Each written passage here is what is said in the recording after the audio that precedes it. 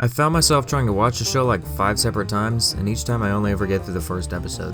I don't know why that was, and it has no bearing on my overall enjoyment of the show, but I thought I'd just toss that out there. Surface level, Zankyou no Terror, or Terror in Resonance as it's called here in Burgerland, initially sells itself as a thriller revolving around, well, terror. Didn't take a masterful IQ to piece that together, but what can I say? Maybe some of us are just a little more perceptive than others. Hey, wow, just like Shibazaki. Is he the only one working with Japan's and by extensions America's police forces that has ever read Oedipus Rex? I'm pretty sure that shit is required of reading in American high schools, or at least it was for me. Okay, back on track. This is what happens when I'm gone for too long. 60-hour work weeks, man.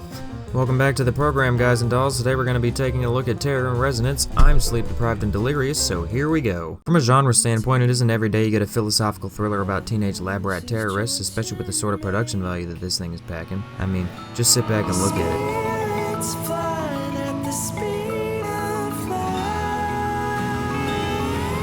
Being directed by the legendary Shinichiro Watanabe, there were a lot of expectations this production was held to, and from the newly formed branch off of Madhouse, Masao Maruyama's very own studio Mappa, hopes were high for this to be another absolute masterpiece. From a perspective of sheer, stark beauty, Terror in Resonance is a sight to behold. From the hyper-realistic image of all the characters and backgrounds to the hauntingly gorgeous and harsh soundtrack by Yoko Kanno, it all comes together in some of the most transcendently beautiful scenes ever. My absolute favorite moment from the show is a perfect example of this. If you've seen the show, it shouldn't come as a surprise to you that I'm referring to the Ferris wheel scene, because this is probably one of your favorite moments too. This is a tense scene as 12 works against an impossible timer to defuse bombs strapped to Lisa, but it also serves as an incredibly important character moment for both of them, while an absolutely stunning track plays over the action. This is pure brilliance of directing, unsurprisingly since this is a Watanabe show, and it summarizes everything that makes this series so special. As a whole, Terror in Resonance works. The plotting is tight, keeping the tension high, and I already gave high praise to the visuals. Where the show falters, however, is with the introduction of the character 5. We spend the first few episodes with incredibly complex characters such as 9, 12, Shibazaki, whose subtleties in their actions tell you all you need to know about them with hardly any dialogue.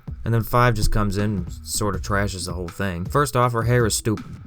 It really has nothing to do with her character, I just figured I'd include it because I fucking hate it. Secondly, she sort of just waltzes into the picture and changes the whole feel of the show from somber, atmospheric thriller to Death Note style who can be smarter than who, cat and mouse. Oh look, there's a chessboard, scratch that off the cliche checklist. Let's just stop it there, cause you probably get the idea.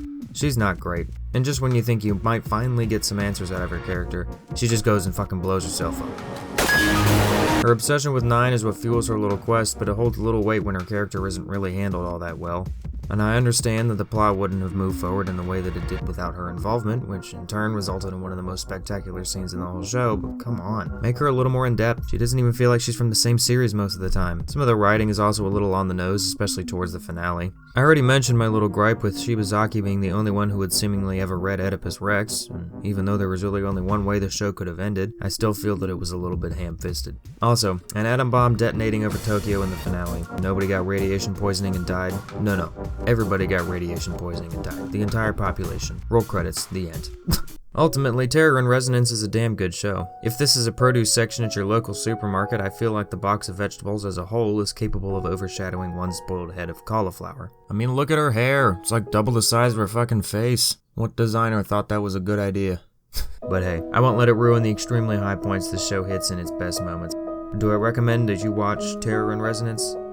Yes.